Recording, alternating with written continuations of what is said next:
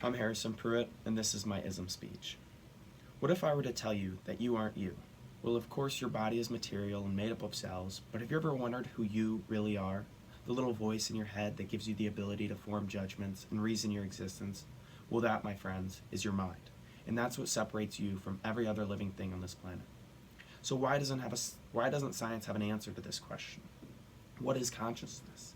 How come we aren't just a bag of cells firing neurons, reacting to stimuli? Well, that is because of dualism.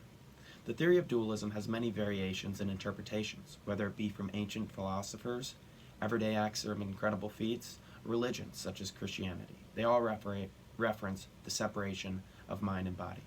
The most well-known theory of dualism is attributed to René Descartes. He was the first to identify the mind with consciousness and self-awareness, and distinguish this from the physical brain.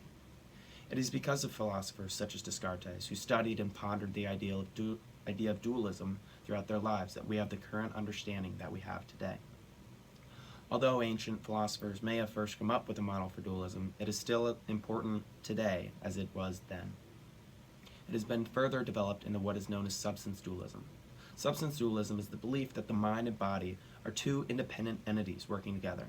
The mind itself is immaterial, non-spatial, and indivisible, and can experience things like thoughts, feelings, desires, and emotions. These experiences are private and non-observable. In contrast, the body is physical and therefore observable. The mind and body are able to interact through senses perceived by the body. The mind is therefore able to control the body through neurons. This recognition of difference calls into the question the extent of the mind's power over the body. With enough mental strength and discipline, how much power can the mind exert over the body? If you've ever worked out, then you know the feeling when your body gets tired. Shouldn't every same-sized person be able to exert the same amount of strain on their muscles? Navy SEALs, for example, train vigorously in order to reach their peak condition. But in order to do this, they must also train mentally. It is a common phrase known as mind over matter, which is the idea that one can mentally overcome physical boundaries their bodies perceive. The same is true with athletes at the professional level. They train both physically and mentally so that when it comes down to the last quarter of the game, they can push through the perceived physical boundaries to achieve their goal.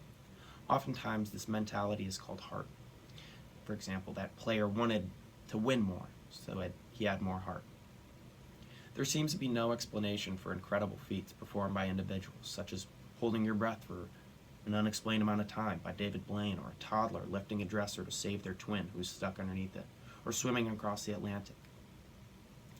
Many religions share the same idea that the soul is eternal, most notably Christians. Christians' faith is rooted with the relationship man has with God, which coincides with substance dualism and the separation of mind and body based on emotion. Where Christianity alters course is the belief that life is temporary. Christians believe that we have an everlasting and eternal souls with temporary material bodies, that we are designed in this life to serve God, and that we'll go there after this life. Despite this faith belonging to Christians, there are many religions that share the same values, all of which fall relatively under dualism.